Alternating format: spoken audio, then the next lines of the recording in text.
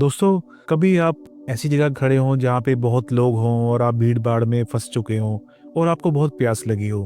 आप यहाँ वहाँ देख रहे हो और आपको कोई पानी का काउंटर नजर नहीं आ रहा। आप कभी किसी से पूछते हो, कभी किसी से पूछते हो, लेकिन कोई आपको बता नहीं रहा कि पानी का काउंटर कहाँ पे है।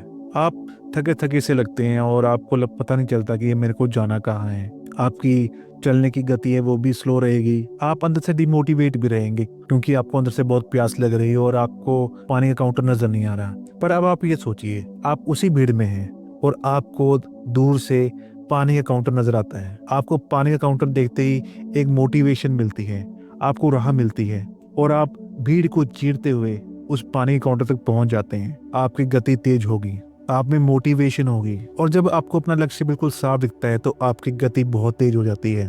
फिर चाहे बीच में कितनी भी भीड़ आपके सामने आए, पर आपको पता है कि मेरा लक्ष्य वहाँ है तो आप वहाँ जाके ही रहेंगे। इसी को लक्ष्य साधना कहते हैं। आज की इस वीडियो में मैं आपको ऐसे 7 पॉइंट बताऊंगा जिसे आप इसी तरह अपना लक्ष्य भेज सकते हैं। पर आगे बढ़ने से पहले मैं आपको एक जीवन का कड़वा सच जरूर बताऊंगा। आप इसको जितना जल्दी समझ जाए उतना अच्छा रहेगा। वो कड़वा सत्य यह है कि जीवन में कुछ भी फ्री नहीं होता।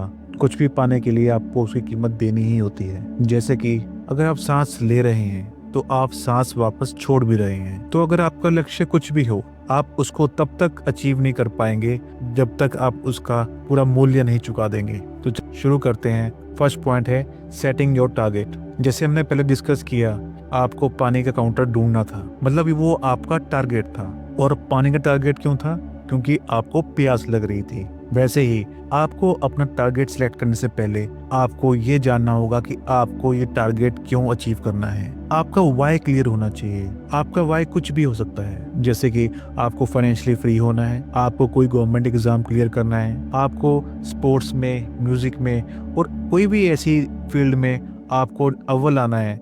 वो आपका टारगेट हो सकता है। आपका टारगेट बिल्कुल क्लियर होना चाहिए आपके सामने। आप अपने टारगेट्स को पेपर पे लिखिए। आप पेपर में रोड मैप बनाएं कि आपका टारगेट क्या है, आप उस तक कैसे पहुंच सकते हैं। उस टारगेट को अचीव करने के लिए बेसिक रिक्वायरमेंट्स क्या है। जैसे कि अगर आपने कोई गवर्नमेंट एग्जाम क्लियर करना है तो आपको पता होना चाहिए कि उसका सिलेबस क्या है, उसका एलिजिबिलिटी क्राइटेरिया क्या है, आपके पास कितने दिनों का समय है, उस एग्जाम्स के लिए कौन सी अच्छी बुक्स हैं, कौन से अच्छे ट्रेनिंग इंस्टीट्यूट्स हैं। जब आपका टारगेट सिलेक्ट हो गया, आपको पता है कि मेरे पास ये बेसिक रिक्वायरमेंट्स हैं, जब आपका रोड मैप क्लियर हो जाए तब उस पर एक्शन लेने की बारी आती है। और एक्शन अगर बिना किसी टाइम फ्रेम के लिया जाए तो उस एक्शन का आउटकम काफी कम रहता है। इसीलिए हमारा अगला पॉइंट है टाइम मैनेजमेंट। दोस्तों, जो टाइम की कदर नहीं करता, टाइम भी उसकी कदर नहीं करता। किसी ने खूब कहा है कि अगर आप अपने मिनटों का ध्यान रखोगे तो मिनट आपके आवर्स का ध्यान रखेंगे, और अगर आप आवर्स का ध्यान रखेंगे वो आपके दिन का ध्यान रखेंगे, और अगर आप दिन का ध्यान रखेंगे तो दिन आपके महीनों का ध्यान रखेंगे, और अगर आप महीनों का ध्यान रखेंगे तो महीने आपके सालों का ध्यान रखेंगे, और अगर आप सालों का ध्यान रखेंगे तो आपकी जिंदगी अच्छी हो जाएगी। और काम अगर सही समय पे किया जाए तभी मूल्यवान रहता है, अदरवाइज उसकी कोई वैल्यू नहीं रहती। क्या आप 10th की क्लास 60 साल की उम्र में करेंगे? नहीं करेंगे ना, क्योंकि 10th क्लास करने का सही समय 15 से 16 साल के बीच में रहता है। तो सही समय पे सही काम करना बहुत जरूरी है। इसलिए टाइम मैनेजमेंट बहुत इंपॉर्टेंट रोल प्ले करता है। आप अपना डेली का टाइम टेबल बनाएं कि आपको दिन की शुरुआत क्या करनी है, किस समय आपने कौन सा काम करना है, किस समय आपकी एनर्जी सबसे ज्यादा रहती है, उस समय आपने सबसे डिफिकल्ट टास्क करना है। आप अपने टाइम टेबल को अपने घर की दीवारों पे लगाओ। शुरुआत में अपना टाइम टेबल काफी इजी रखो। धीरे धीरे जब आपको इसकी आदत पड़ जाएगी तो वैसे वैसे आप अपना टाइम टेबल अपने एम के हिसाब से सेट करते रहो। और सबसे जरूरी बात, आप अपना टाइम टेबल और अपना गोल जहां पढ़ते हैं उसके सामने दीवार पे लगाएं, जो आपको मोटिवेट करे। तीसरा पॉइंट है इन्वायरमेंट। दोस्तों, इन्वायरमेंट भी बहुत जरूरी है। अगर आपको सही इन्वायरमेंट नहीं मिलेगा तो आप कंसंट्रेट नहीं कर पाएंगे। फॉर एग्जाम्पल, सपोज करो आप किसी क्लास में बैठे हैं और टीचर एक बहुत इंपॉर्टेंट सवाल समझा रही हैं, लेकिन अगर आपको आसपास आपके दोस्त या और स्टूडेंट्स आपको डिस्टर्ब करते रहें तो आपको टीचर जो समझा रहा है वो समझ नहीं पाएंगे। तो यही इन्वायरमेंट होता है। पहले अपना इन्वायरमेंट ठीक करना है। आपको घर का एक ऐसा कमरा चूज करना है जहाँ अच्छी लाइट आती हो, अच्छी हवा आती हो, और वहाँ आप अपना टेबल और चेयर लगाएं। दीवारों पे मोटिवेशनल कोट्स और अपना टाइम टेबल लगाएं। इन्वायरमेंट में आपके दोस्त भी शामिल होते हैं। आप ऐसे दोस्त बनाएं जो आपके टारगेट के साथ अलाइन हो सके। फोर्थ पॉइंट है कट ऑल योर डिस्ट्रैक्शंस। और आज के समय में सबसे बड़ा डिस्ट्रैक्शन है आपका मोबाइल फोन। एक सिंगल नोटिफिकेशन को चेक करने के चक्कर में आपके कब 2 घंटे खराब हो जाएं आपको ये पता भी नहीं चलेगा। इससे आपको बचना है। आपको अपने फोन को अपना गुलाम बनाना है, ना कि उसका गुलाम खुद बनना है। अगर आप सच में अपने टारगेट को लेके सीरियस हैं तो मैं आपको ये कहूँगा कि आप कुछ महीनों के लिए सोशल मीडिया से गायब हो जाएं और उस पर ध्यान दें जो आपके टारगेट को आपके पास ले आए। इसके ऊपर आपको एक छोटी सी कहानी सुनाता हूँ। एक बार की बात है, एक गुरु था और एक उसका चेला था। गुरु बहुत ज्ञानी था और चेला हमेशा अपने गुरु से पूछता था कि आप मुझे जीवन का सच्चा ज्ञान कब देंगे।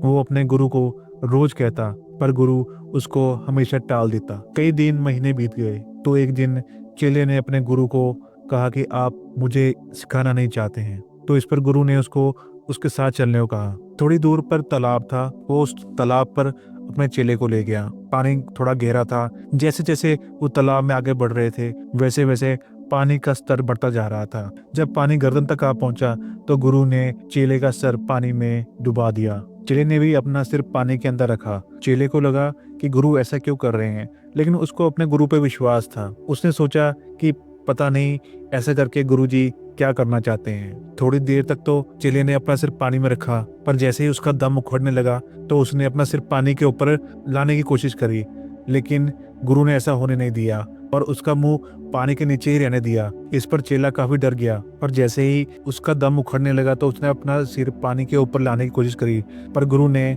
जबरदस्ती उसका सिर पानी में डुबा के रखा। चेले से रहा नहीं गया और उसने झटके से गुरु को पीछे किया और अपना सिर पानी के ऊपर ले आया और जोर जोर से सांस लेने लगा। तो उसने अपने गुरु से पूछा कि आपने मेरे साथ ऐसा क्यों किया। तो गुरु ने समझाया कि जैसे तुम्हारा शरीर अभी सांस के लिए तरस रहा है, वैसे ही जब तक तुम ज्ञान के लिए नहीं तरसोगे मैं तुम्हें ज्ञान नहीं दूंगा। तो दोस्तों, जब तक आप किसी लक्ष्य को ऐसे नहीं चाहते कि जैसे आप हवा के लिए तरसते हैं, तो तब तक आपका लक्ष्य आपको प्राप्त नहीं होगा। इसलिए आपको अपने जीवन में सारी डिस्ट्रैक्शंस को दूर करना होगा। क्या कभी आपने सोचा है कि हम सब एक जैसे ही हैं? सबके पास एक जैसे ही दिमाग है, एक जैसा ही टाइम हर एक को दिया गया है। दिन के 24 घंटे हर एक के पास हैं, लेकिन आप उन 24 घंटों का क्या करते हैं ये आपके ऊपर डिपेंड करता है। और जो उन 24 घंटों का सही इस्तेमाल करता है वही अव्वल आता है। तो दोस्तों, अपनी प्रायोरिटी सेट कीजिए कि आपके लिए क्या जरूरी है। याद रहे, जितना बड़ा आपका सेक्रीफाइस होगा उतनी बड़ी आपकी जीत होगी। 5वां पॉइंट है पेशेंस, रिवॉर्ड एंड रिव्यू। दोस्तों, आपको हर कीमत में अपना पेशेंस बनाए रखना है। बड़ी सफलता पाने के लिए आपको छोटी छोटी असफलताएं भी सहनी पड़ेंगी। बचपन में चलने से पहले आप कितनी बार गिरे थे? आपने जब पहली बार साइकिल सीखी तो आप कितनी बार गिरे थे? जब आपने पहली बार मोटरसाइकिल चलाया था तो आप कितनी बार गिरे थे?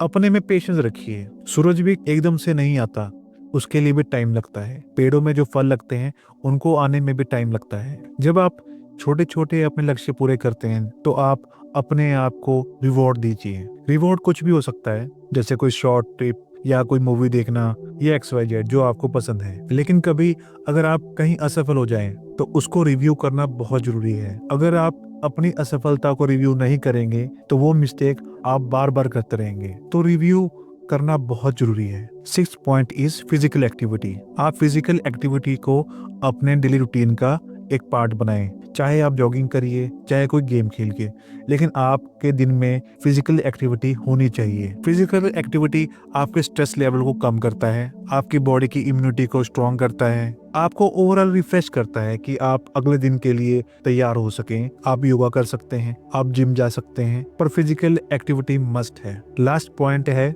माइंडसेट। बिना माइंडसेट के कुछ भी संभव नहीं है। माइंडसेट ही है जो आपको अपने गोल तक इजिली लेके जाएगी। माइंडसेट जैसे सपोज आपको कोई एग्जाम क्लियर करना है और उसकी पोस्टें कुछ भी हो सकती हैं, 10, 20, 30, 50, 70, 100, 200, 500 जितनी मर्जी हो। आपका माइंडसेट ये होना चाहिए कि मुझे टॉप 3 में आना है और उस टॉप 3 में आने के लिए मैं क्या कर सकता हूँ। क्योंकि ज्यादातर लोग ये सोचते ही नहीं है। कई तो ये सोचते हैं कि अगर पोस्टें 3 या 4 है तो मेरा तो नंबर आएगा ही नहीं। आप ये सोचिए कि मुझे सिर्फ एक पोस्ट लेनी है, वो भी पहली। और सपोज करिए कि आपका एग्ज़ाम आज से 6 महीने बाद है, तो आप ये मान के चलिए कि आपके पास सिर्फ 4 महीने हैं। जब तक आप अपने मन में सेंस ऑफ अर्जेंसी नहीं लेके आएंगे, आप एक्टिवली काम नहीं करेंगे। इसके ऊपर एक छोटी सी कहानी है। एक बार एक आदमी था, वो 9 से 5 कहीं काम करता था और उसने सोचा था कि मैं 9 से 5 के बाद जो वक्त मिलेगा उसमें यूट्यूब चैनल बनाऊंगा, या मैं किसी गवर्नमेंट एग्जाम की तैयारी करूंगा, या कुछ भी करूंगा। मतलब मुझे कुछ अलग से करना था, या मुझे कोई पैसिव इनकम जनरेट करनी थी। पर जब वो 9 से 5 काम करने के बाद घर की तरफ आता था, तो घर तक पहुंचते पहुंचते उसकी एनर्जी बिल्कुल जीरो हो जाती थी। वो घर पहुंचकर खाना खाता, टीवी देखता और सो जाता, और कल से शुरू करने का वादा करता। पर हर दिन एक जैसा ही था। वो घर आता, खाना खाता और सो जाता। तो एक दिन जब वो काम से घर आ रहा था, जब घर बस थोड़ी सी दूर रह गया, तो तभी कुछ कुत्ते पीछे से भागते हुए आए। वो कुत्तों को देख के डर गया और बहुत तेज भागा। वो सेकंड्स में घर तक पहुंच गया और घर पे पहुंच के बहुत रिलैक्स फील किया। तो उसने एक चीज नोटिस करी कि जब वो घर की तरफ आ रहा था तो वो काफी थका हुआ था, पर जैसे ही उसने कुत्तों को देखा अपने पीछे भागते हुए, तो वो एकदम से भागा। उसमें एक नई ऊर्जा आ गई थी, उसमें एक नई पावर आ गई थी, और वो घर कब पहुंचा उसे पता भी नहीं चला। जब वो घर पहुंचा तो वो एनर्जी से भरा हुआ था।